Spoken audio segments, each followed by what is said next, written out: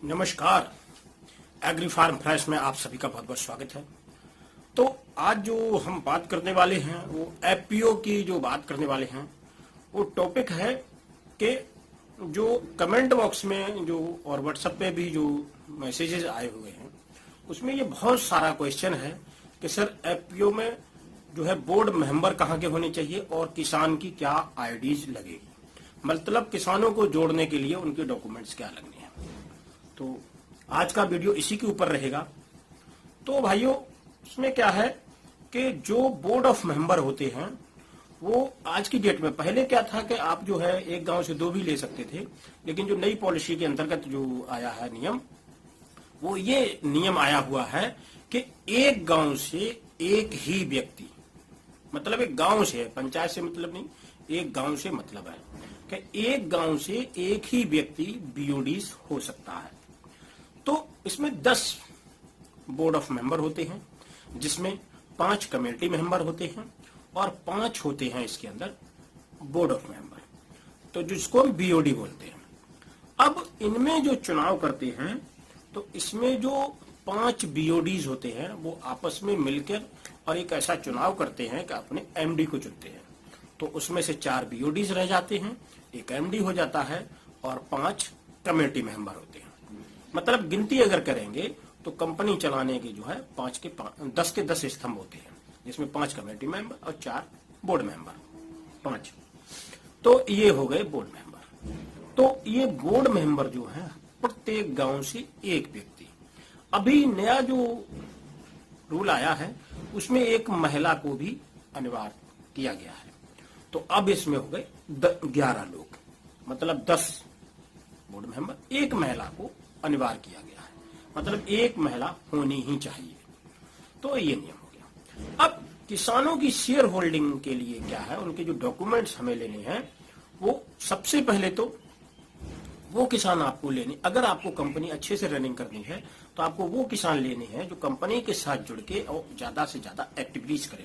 Activities का मतलब ये है कि कंपनी के द्वारा ही जो कंपनी की शॉप वगैरह खुलेगी पेस्टिसाइड की, इंसेक्टिसाइड की, तो वो दवाइयां भी कंपनी के थ्रू लें, बीज भी कंपनी के थ्रू लें और जो जुताई वगैरह है वो भी कंपनी के थ्रू कराएं और अपनी उपज वो भी कंपनी के थ्रू ही बेचें।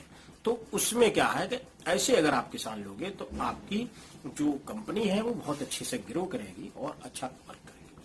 अगर आपने केवल एक सदस्यता शुल्क के आधार पे ही उसको अगर आपने चुना है तो फिर वो फ्यूचर में आपके लिए किसी काम का नहीं है, क्योंकि वो किसी का भी नहीं है। जो एक्टिव नहीं है वो किसी का भी नहीं है। तो हमें कोशिश ये करनी चाहिए कि एक्टिव किसान लेने चाहिए। अब इसमें बात आती है कि हमें किसान की आईडीज क्या लेनी है। तो किसान की जो आईडीज है, सबसे पहले तो खुद का नाम उसका होना चाहिए, उसकी एक आईडी होनी चाहिए, जैसे आधार है वो आपको लगाना पड़ेगा और आपको उसका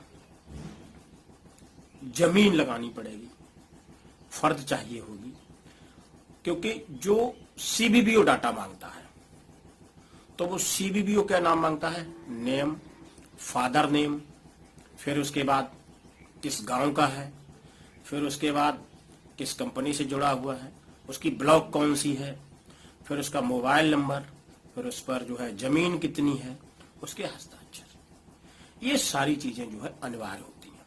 अब किसान के जो आप डॉक्यूमेंट्स प्राप्त करोगे उसमें आप एक आधार कार्ड उसका ले लो, जिससे आपको उसका पहचान मिल जाएगी, एड्रेस भी होगा, फर्द ले लो और उसके 2 फोटो ले लो।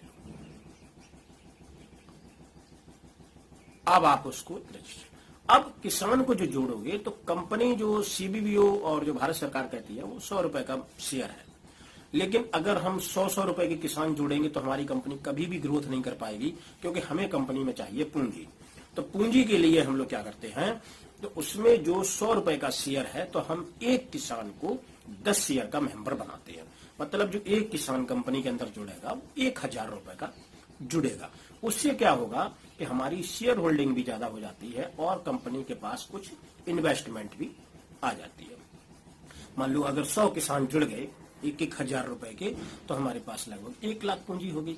तो 1 लाख पूंजी हो गई तो आगे जो इक्विटी लेने के लिए क्या है कि हमें उसमें सहूलियत आ जाती है, क्योंकि मेंबरशिप बड़ी वो तो बड़ी ही, अगर इसी तरीके से हमने मान लो 500 किसान कर लिए तो हमारे पास जो कैश होल्डिंग, जो हमारे पास कंपनी में इन्वेस्टमेंट हो गया, 5 लाख रुपए का हो गया किसानों का। तो 5 लाख रुपए वो हो गया, प्लस हमारे बोर्ड मेंबरों का हो गया 10,000 रुपए, तो लगभग ऐसे करके 5.5 लाख रुपए हो गया। अगर 5.5 लाख रुपए आपके पास इन्वेस्टमेंट हो जाता है तो क्या है, एफएसएसडी की तरफ से आपको क्या है कि अगर 5 लाख रुपए आपका उसमें पड़ा हुआ है तो 5 लाख रुपए ये आपको सरकार दे देगी। तो ये आपकी इक्विटी ग्रांट डबल हो जाती है। ये इक्विटी ग्रांट आपकी डबल हो गई। तो ये आपके बोर्ड ऑफ मेंबरों की थी कि आपको बोर्ड ऑफ मेंबर और ज्यादा से ज्यादा कोशिश ये करनी चाहिए कि आपको जो आपको शेयर होल्डिंग लेनी है वो ज्यादा से ज्यादा गांव की लेनी है। आप ऐसा ही मत करना दें कि एक ही गांव के आपको 100-150 लोग इकट्ठे करके जोड़ देने हैं, क्योंकि आपको पूरी ब्लॉक के अंदर काम करना है और पूरी ब्लॉक के अंदर ज्यादा नहीं तो 10-10, 5-5 आदमी प्रत्येक गांव से अगर आप ले लेते हो तो उससे आपका जो व्यापार है वो टर्निंग पॉइंट पकड़ जाएगा और बहुत अच्छी ग्रोथ करेगा। तो आज का विषय बस इतना ही था। अगर आप लोगों को पसंद आए तो वीडियो लाइक शेयर सब्सक्राइब करें। मिलते हैं अगले वीडियो। कोशिश करेंगे कि आपको 2-3 दिन बाद इसकी अपडेट दे दिया करूंगा, क्योंकि अभी बहुत बिजी शेड्यूल रहा था। और नेक्स्ट वीडियो में आपको मैं दिखाऊंगा कि एपीओ क्या कर सकता। अभी हम लोग 24 तारीख को जो है गोरखपुर में जो है अवार्ड विजेता रहे हैं, तो आपको उसकी भी कुछ पिक्चर्स डालेंगे, वो आप सुनना और देखना। नमस्कार।